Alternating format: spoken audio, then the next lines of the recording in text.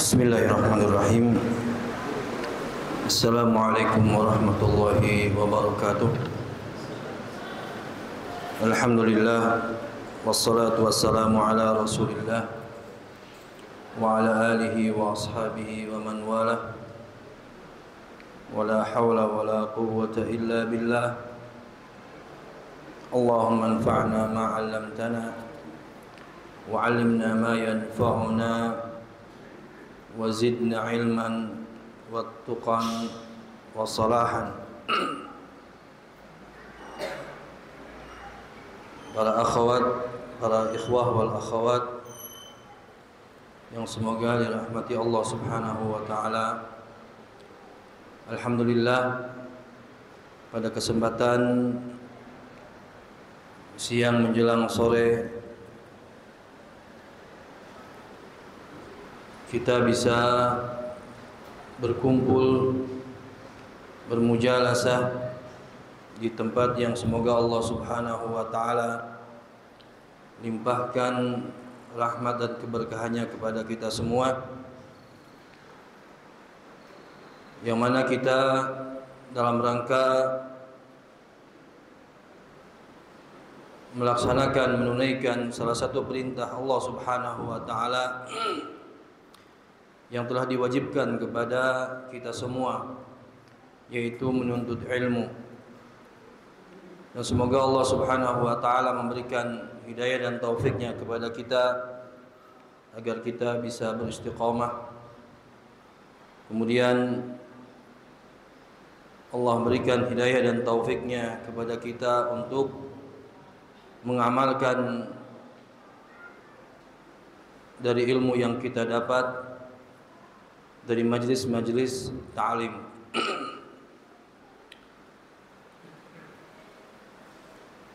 Para ikhwah dan akhwat yang semoga dirahmati Allah Subhanahu wa taala, kita melanjutkan kembali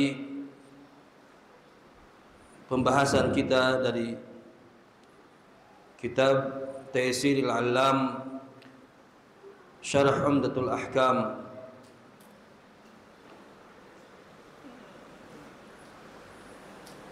penjelasan atau syarah dari kitab Umdatul Ahkam yang membahas tentang hadis-hadis ahkam yang disepakati kesahihannya oleh Imam Al-Bukhari dan Imam Muslim. Di pertemuan yang lalu kita sudah sampai di kitab as-shalah dan kita sudah membahas terkait dengan hukum salat, tahun disyariatkannya salat, kemudian keutamaan dari salat dan yang berkaitan dengan salat tersebut. Pada kesempatan ini insyaallah kita masuk ke hadis yang pertama dari kitabus shalah. Muallif rahimahullah Syekh Abu Muhammad Al-Hafidh Taqiyuddin Abu Muhammad bin Abdul Wahid bin Ali bin Surur, atau yang sering atau dikenal dengan nama Abdul Ghani Al-Maqdisi, Syekh Taqiyuddin Abdul Ghani Al-Maqdisi,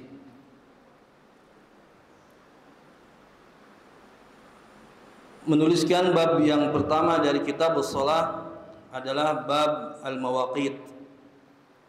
Bab al-mawaqit. Dan kita juga kemarin sudah membahas hadis yang berkaitan dengan atau hadis pertama terkait dengan waktu-waktu salat, hadis Jabir bin Abdullah, yang mana di dalam hadis tersebut malaikat Jibril alaihi salam mengajarkan kepada Nabi sallallahu alaihi wasallam terkait waktu-waktu salat yang 5 waktu, ya. Dan di sini di bab yang pertama, babul mawaqit, hadis yang pertama yang dibawakan oleh Syekh rahimahullah diriwayatkan dari Abi Amr Asy-Syaibani an Abi Amr Asy-Syaibani wasmuhu Sa'ad ibn Iyas qala haddatsani sahibu hadhihi ad-dar wa asyara bi yadihi ila dari Abdullah ibn Mas'ud radhiyallahu anhu qala sa'altu an-nabiyya sallallahu alaihi wasallam ayyul 'amali ahabbu ila Allah qala as-salatu ala waqtiha qultu thumma ay qala birrul walidain qultu thumma ay qala al-jihadu fi sabilillah qala haddatsani bihinna Rasulullah sallallahu alaihi wasallam walau istazadtuhu lazadani. Dari Amr ibn Syaiban, dari Abi Amr Asy-Syaibani, nama aslinya adalah Sa'ad ibn Iyas. Beliau berkata, menceritakan kepadaku pemilik rumah ini. Kemudian beliau mengisyaratkan dengan tangannya ke rumah Abdullah ibn Mas'ud radhiyallahu taala anhu. Dan dia berkata, sa'altun nabiyya, Abdullah bin Mas'ud berkata, saya bertanya kepada Nabi sallallahu alaihi wasallam, amalan apa yang dicintai oleh yang paling dicintai oleh Allah Subhanahu wa taala? Beliau bersabda, as-salatu ala waqtiha. Salat pada waktunya.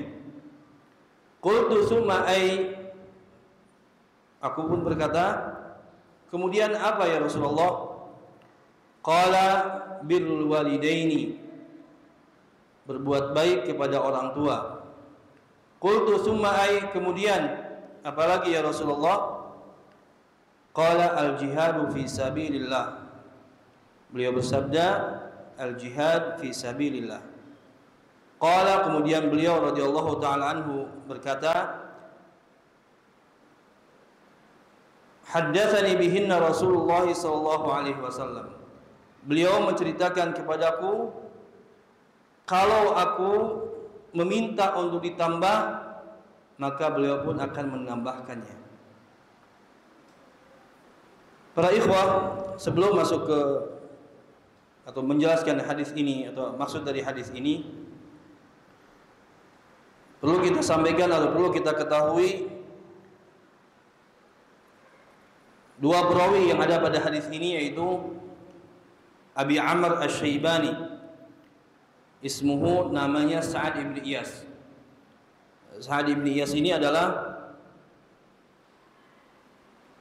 seorang tabi'i yang mana beliau rahimahullah masuk Islam pada zaman Nabi sallallahu alaihi wasallam, namun tidak bertemu dengan Nabi sallallahu alaihi wasallam, atau dikenal dalam ilmu hadis disebutnya mukhadram.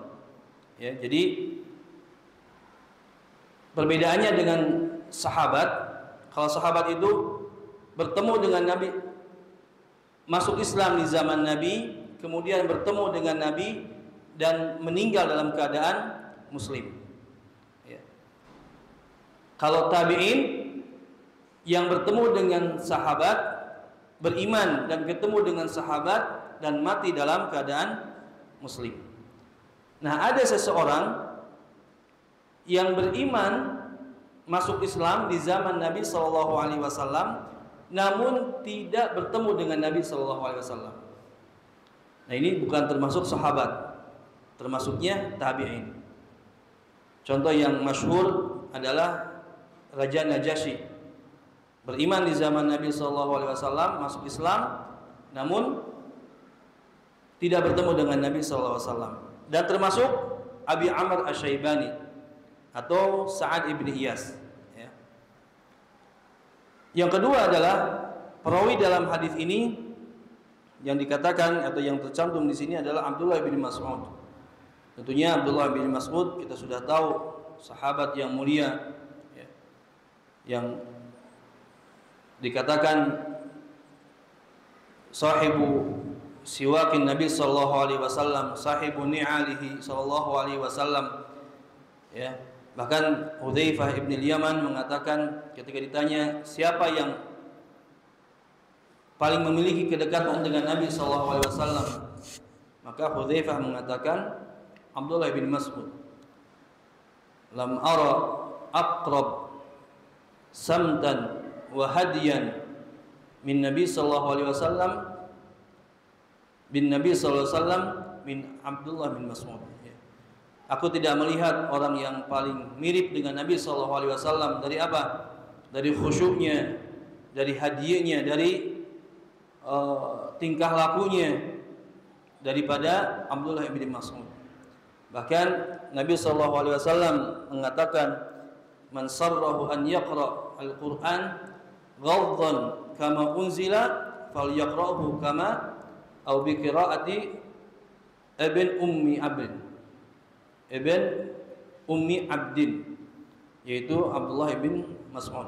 Barang siapa yang ingin membaca Al-Qur'an mirip seperti bagaimana diturunkannya Al-Qur'an, maka bacalah seperti bacaannya Abdullah bin Mas'ud.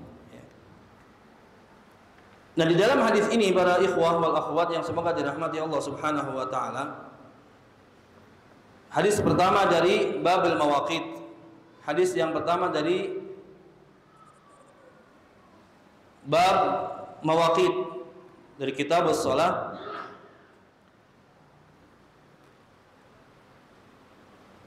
Seorang sahabat yang mulia, Abdullah bin Mas'ud,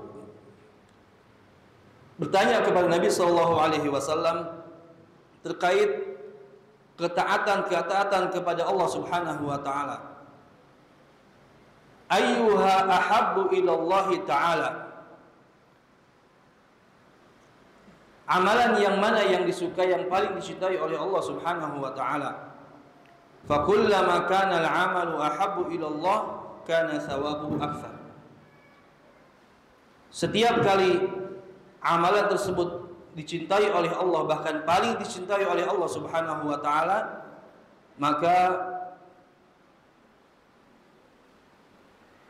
pahalanya semakin besar. Pahalanya semakin besar. Dan ini harus kita tiru. Kita harus bisa mencari amalan-amalan apa saja yang paling dicintai oleh Allah Subhanahu wa taala dari semua amalan.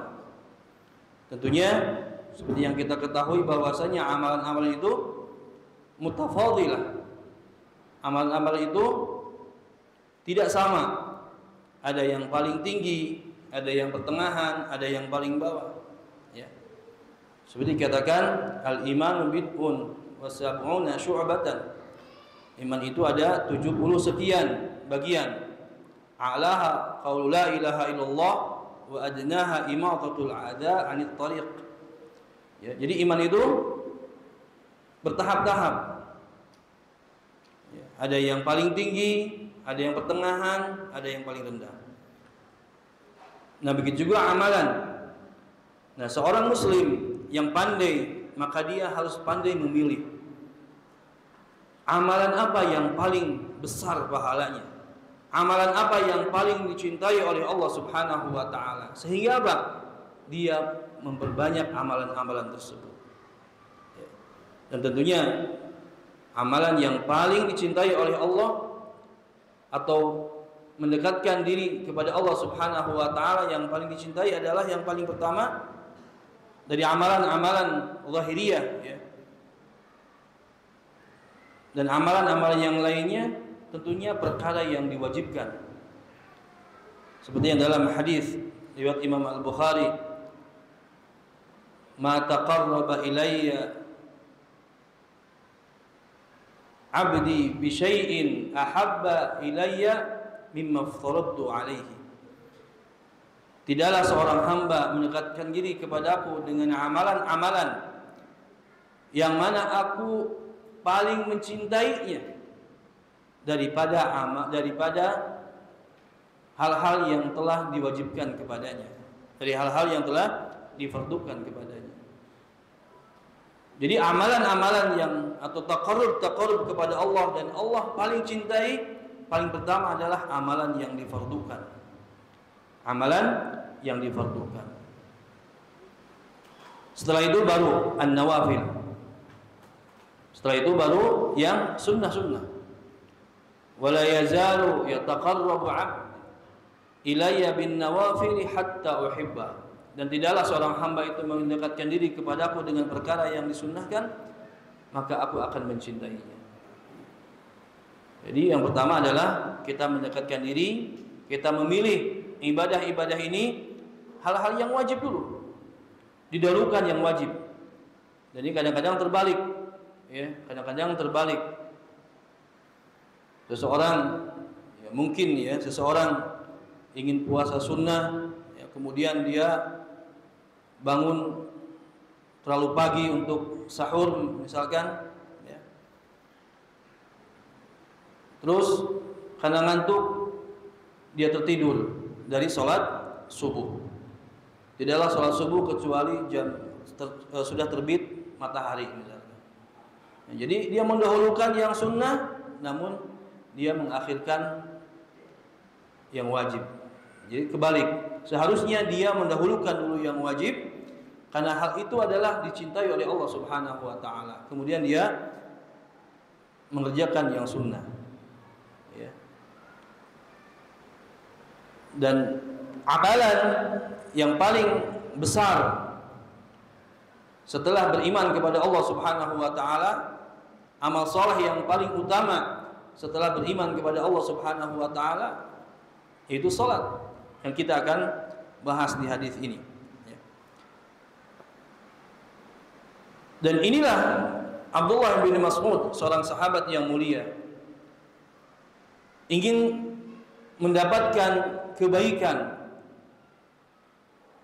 ingin menjalani hidupnya dengan sebaik-baiknya, dengan bertanya kepada Nabi SAW tentang amalan yang paling dicintai oleh Allah Subhanahu wa taala. Sehingga dia banyak memfokuskan, banyak memperbanyak amalannya dari amal-amalan, dari amal soleh yang paling dicintai oleh Allah Subhanahu wa taala. Faqala sallallahu alaihi wasallam, maka Nabi sallallahu alaihi wasallam pun menjelaskan kepadanya radhiyallahu taala anhu, inna ahabbaha ila Allah taala as-salatul mafrudati fi waqtiha. Yang paling dicintai oleh Allah Subhanahu wa taala dari amalan yaitu salat yang 5 waktu pada waktu yang telah ditentukan, ya. Pada waktu yang telah ditentukan. Alladzi haddadahu asy-syari', yang telah ditetapkan, ditentukan oleh syariat. Yang kemarin kita sudah baca hadisnya. Ya, kalau zuhur dari kapan? Dari tergelincirnya matahari sampai bayangan sesuatu itu sama persis. Itu waktu zuhur. Ya. Dari tergelincirnya matahari sampai bayangan sesuatu atau bayangan seseorang itu sama persis.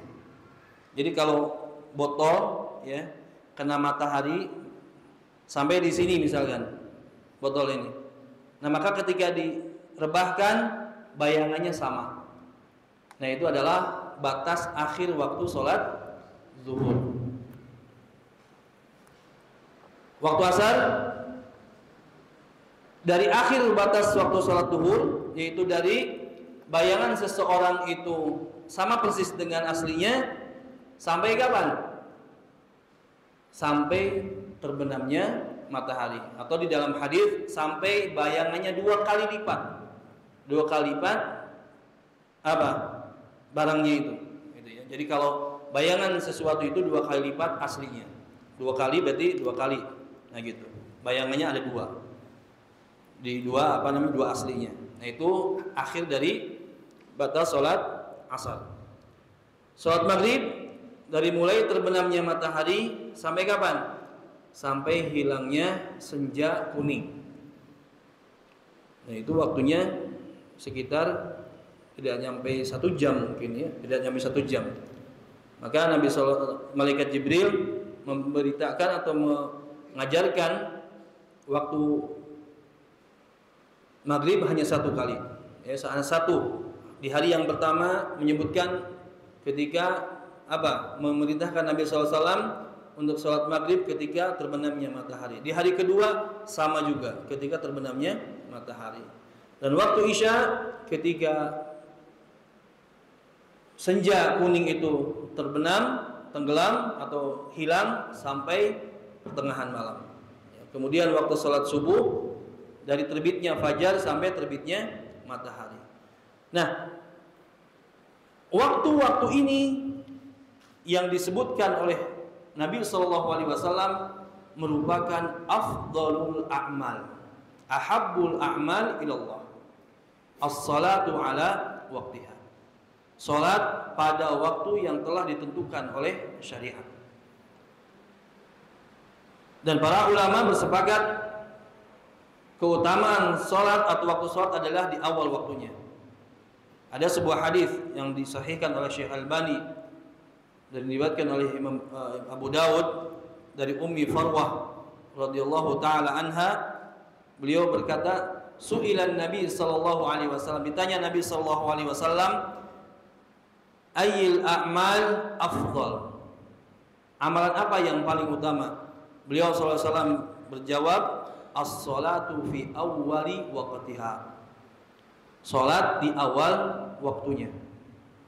Ya, jadi kalau di hadis yang di kitab ini as-salatu ala waqtiha, di hadis yang lain riwayat Imam Abu Dawud ya, dalam sunannya dan disahihkan oleh Imam Albani, ketika ditanya Nabi sallallahu alaihi wasallam terkait dengan amalan yang paling afdal, maka beliau bersabda as-salatu fi awwali waqtiha. Ya. Maka para ulama bersepakat bahwasanya salat di awal waktunya adalah paling utamanya salat, kecuali salat Isya. Salat Isya seperti dikatakan di hadis Jibril adalah di sepertiga malam awal, kalau tidak memberatkan. Ya. Lianna fihi al-mubadarah ila nida'illahi ta'ala wa imtithali amrihi. Karena di dalam mengerjakan salat di awal waktunya adalah merupakan bersegera untuk menjawab panggilan Allah Subhanahu wa taala. Wal i'tina'u bihadzal fadl azim, dan merasa senang dengan syariat yang besar yang agung ini, yaitu salat ya.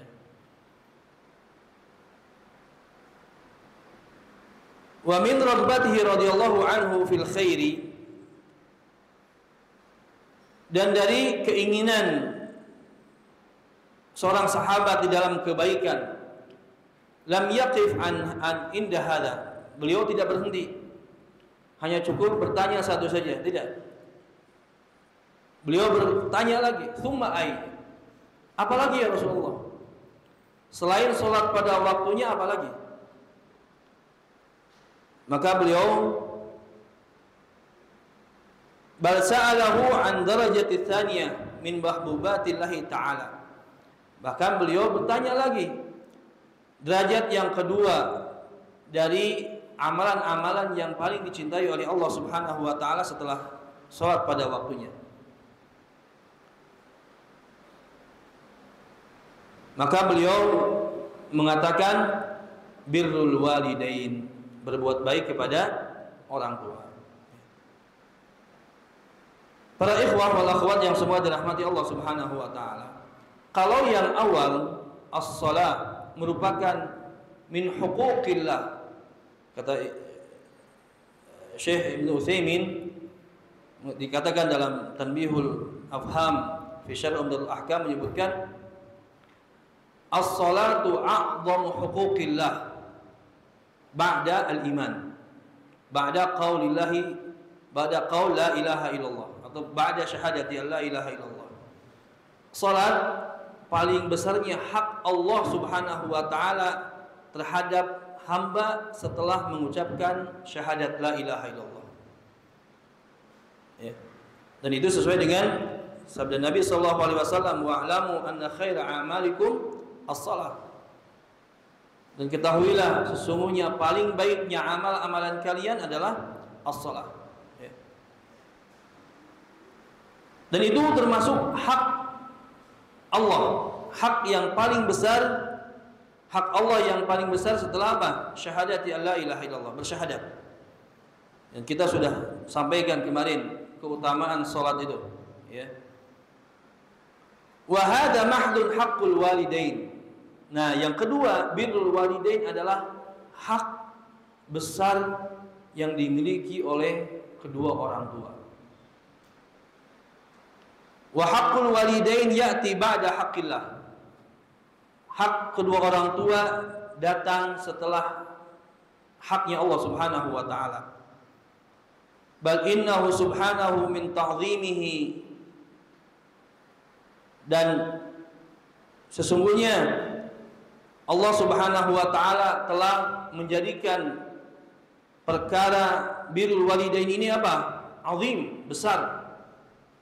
Sehingga Allah Subhanahu wa taala menyandingkan hak mereka, hak kedua orang tua setelah bertauhid kepada Allah Subhanahu wa taala.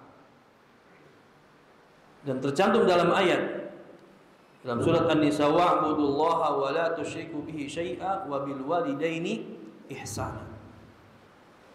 Beribadalah kepada Allah dan jangan berbuat syirik sedikit pun, dan berbuat baiklah kepada orang tua. Allah Subhanahu wa taala setelah memerintahkan beribadah kepada Allah dan tidak berbuat syirik, kemudian memerintahkan untuk berbuat baik kepada orang tua. Dalam surat Al-Isra, wa qadha rabbuka alla ta'budu illa iyyah wa bil walidaini ihsana. Dan Allah telah memerintahkan untuk tidak beribadah kepada selain Allah Subhanahu wa taala. Wa bil walidaini ihsana. Dan berbuat baiklah kepada kedua orang tua. Berbuat baik kepada orang tua hak yang terbesar. Dan sebaliknya, durhaka kepada orang tua termasuk kabairud dzunub. Nabi SAW menyampaikan dalam hadisnya, ala unabbiukum bi akbaril kabair, ala unabbiukum bi akbaril kabair, ala unabbiukum bi akbaril kabair. Tidaklah kalian mau aku kabarkan tentang dosa yang paling besar, dosa besar paling besar, sampai 3 kali. Kemudian para sahabat, bala ya Rasulullah, iya ya Rasulullah. Apa kata Nabi SAW? Yang pertama, asyirku billah. Yang kedua, huququl walidain,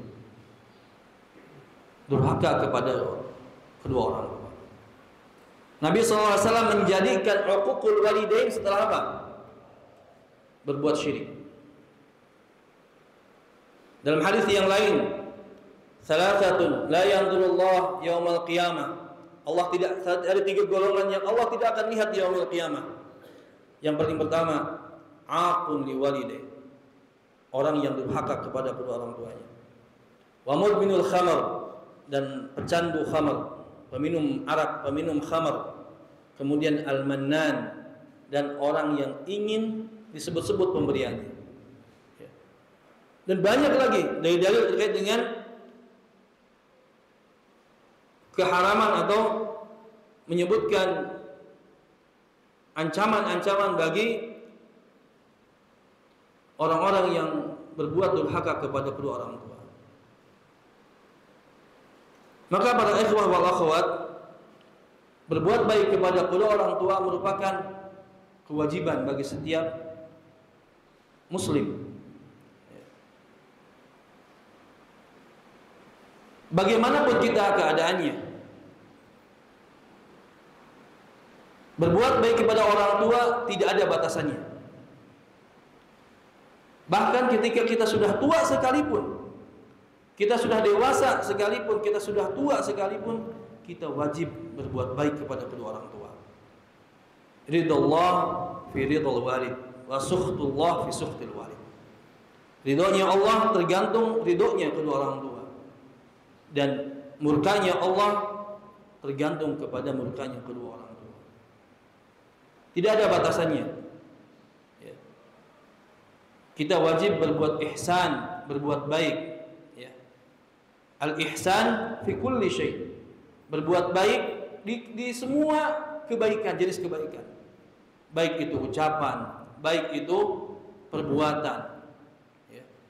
Bahkan ketika kedua orang tua kita sudah tidak ada sekalipun, wajib kita untuk masih berbuat baik kepada mereka dengan mendoakannya, dengan menyambung tali silaturahim yang dulu sering dijalin oleh kedua orang tua, kemudian bersedekah dengan atas nama kedua orang tua, dan itu berbuat baik kepada kedua orang tua. Maka dan kita juga menasihatkan kepada para akhwat, para istri, jangan sampai melarang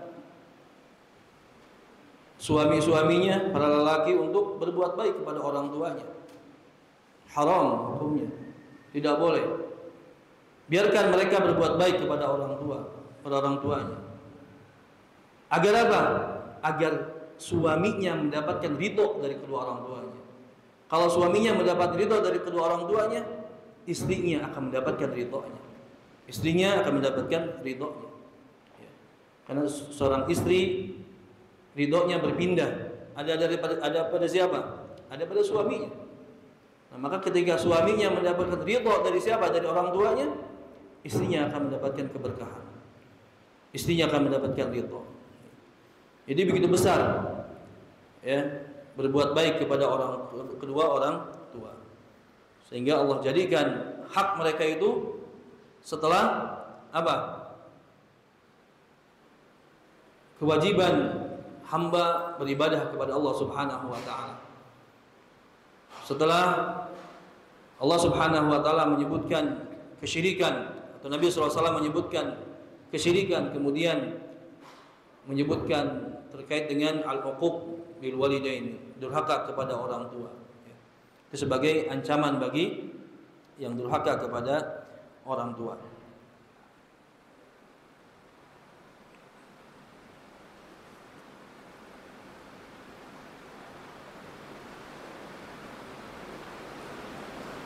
Dan hal ini, ya, dan Allah Subhanahu wa taala menyebutkan keutamaan kedua orang tua di dalam Al-Qur'an. Lima lahuma minal haqqil wajib muqabil ma badalahu minat tasabbub fi ijadika wa tarbiyatik. Yang mana mereka berdua memiliki keutamaan atau memiliki hak yang wajib atas anak-anaknya,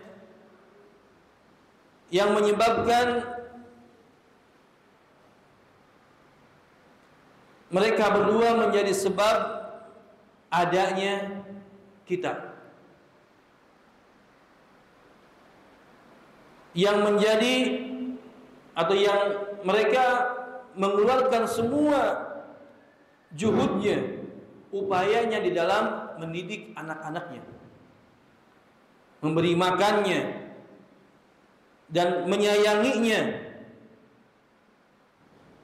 dan berbuat baik kepada anak-anaknya.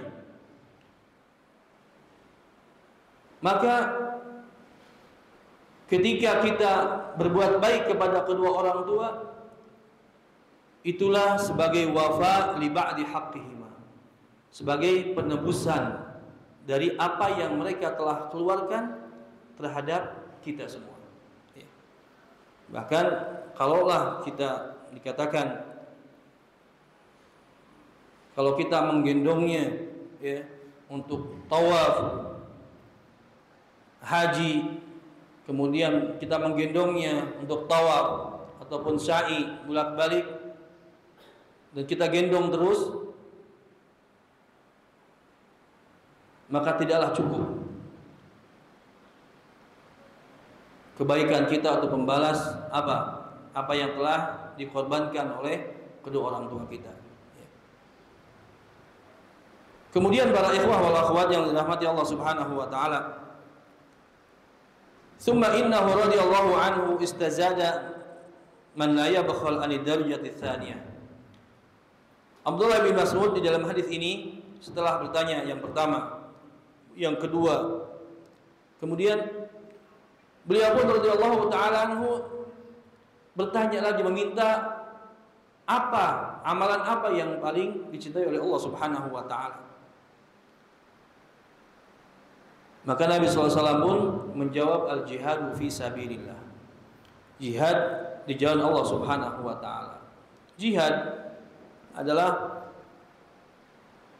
berperang di jalan Allah, memerangi kaum musyrikin, kaum kafirin, litakuna kalimatullahi ulya. Dengan tujuan agar kalimat Allah ini tinggi, yaitu menjunjung agama Islam. Dan tentunya jihad ini adalah perkara yang paling tinggi di dalam agama Islam. Dan tidak sembarangan orang itu jihad, ya. Ada syarat-syaratnya. Ada syarat-syaratnya. Tidak sembarangan seseorang itu menyerukan untuk berjihad. Ada syarat-syaratnya, dan insyaallah taala di pembahasan yang lain mudah-mudahan kita membahasnya, pembahasan jihad. Yang penting jihad ini adalah merupakan sebuah perintah dari Allah Subhanahu wa taala kalau sudah waktunya berjihad, dan merupakan kewajiban bagi setiap muslim untuk berjihad. Bahkan dalam sebuah hadis Nabi sallallahu alaihi wasallam yang sahih diriwayatkan Imam Muslim, ya, man mata wa lam yaghzu wa lam yuhaddits bihi nafsahu mata ala syuhbatin minan nifaq. Barang siapa yang mati belum berjihad dan belum punya keinginan, tidak punya keinginan untuk berjihad, maka matinya di atas salah satu syu'bah kenifakan. Imam An-Nawawi rahimahullah mengatakan dalam syarahnya, maksudnya dari syu'batun minan nifaq adalah matinya menyerupai orang-orang munafik. Matinya menyerupai orang-orang yang munafik, yang mana mereka tidak punya keinginan untuk berjihad. Mereka tidak punya keinginan untuk berjihad. Ya. Para ikhwah dan akhwat yang semua dirahmati Allah Subhanahu wa taala, ada beberapa faidah yang bisa kita ambil dari hadis ini. Yang pertama adalah paling baiknya, amalan yang paling dicintai oleh Allah Subhanahu wa taala, yaitu adalah pertama as-salatu fi waqtiha, kemudian birrul walidain, kemudian al-jihadu fi sabilillah. Kemudian yang kedua, yaqsidu bihadha soal al-a'mal al-badaniyah. Dimaksud dari soal ini, dari pertanyaan ini adalah terkait dengan amal badaniyah, amal zahir, bukan amal al-qulub, bukan amalan hati, ya. Yang mana amalan hati itu sudah ditentukan adalah al-iman, beriman kepada Allah Subhanahu wa taala. Yang dimaksud dari hadis ini, ayyul a'mali ahabbu ilallah, adalah amal zahiriyah, amal lahiriyah, ya. Amalan-amalan yang bersifatnya fisik, ya. Maka dikatakan as-salatu ala waqtiha. Namun di sini Pak muallif menyebutkan, terkadang Nabi sallallahu alaihi wasallam ditanya, atau di hadis lain menceritakan seperti yang dalam hadis yang diriwayatkan oleh Imam Bukhari dan Imam Muslim dari Abu Hurairah radhiyallahu taala anhu, Nabi SAW ditanya tentang amalan yang utama, yang paling utama, dan Nabi SAW mengatakan al-imanu billah wa hajjul mabrur wal jihadu fi sabilillah wa hajjul mabrur. Mengatakan ketika ditanya apa yang paling dicintai oleh Allah Subhanahu wa taala? Nabi SAW menjawab, al-imanu billah wal jihadu fi sabilillah wa hajjul mabrur. Iman kepada Allah, jihad fi sabilillah, dan haji. Di sini as-salatu ala waqtiha, birrul walidain, wal jihadu fi sabilillah. Dan ada beberapa hadis redaksi lain yang seakan-akan kontradiksi, bertentangan. Nah, muallif rahimahullah dan para ulama menyampaikan, termasuk Imam At-Tirmidzi, ya, bahwasanya disinilah kefaqihan, kehikmahan dari seorang mufti, yaitu Nabi Shallallahu Alaihi Wasallam. Beliau menjawab sesuai dengan kemaslahatan penanya.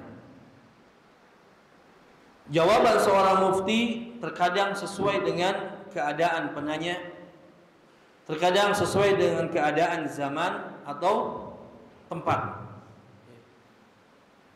Terkadang seorang mufti misalkan ditanya tentang hal apa yang paling baik pada waktu tersebut, waktunya maja'ah, waktunya misalkan waktunya paceklik, maka kira-kira apa yang amalan yang paling baik? Maka dikatakan bersedekah. Atau dikatakan kepada seseorang, amalan apa yang paling baik yang harus saya lakukan misalkan. Dan seorang mufti tahu bahwa dia memiliki dua orang tua dan tidak ada orang lain yang mengurusnya. Maka seorang mufti akan memfatwakan amalan yang paling baik buat kamu sekarang adalah berbuat baik kepada orang tua. Nah, jadi inilah sebuah kebijaksanaan, kefaqihan seorang mufti di dalam membawakan atau menjawab fatwa-fatwa, menjawab pertanyaan-pertanyaan yang berkaitan dengan masalah ifta. Nah, dan ini juga Rasulullah SAW ketika Ibnu Mas'ud bertanya, maka jawabannya sesuai dengan kemaslahatan Ibnu Mas'ud radhiyallahu taala anhu. As-salatu ala waqtiha, kemudian birrul walidain wal jihadu fi sabilillah. Ketika Abu Hurairah mengatakan dalam hadis lain, al-imanu billah wal jihadu fi sabilillah wa hajjul mabrur. Dalam hadis lain diriwayatkan bersedekah, ada as-sadaqah dan yang lain-lain.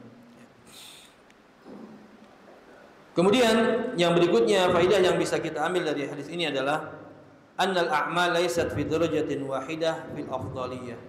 Sudah tadi kita katakan, singgung ya, bahwa amalan itu tidak satu derajat, beda-beda, ada yang tinggi, ada yang pertengahan, dan ada yang paling bawah. Maka kita harus bisa memilih. Mana yang paling tinggi dan kita dulukan. Ya, jangan sampai kita terus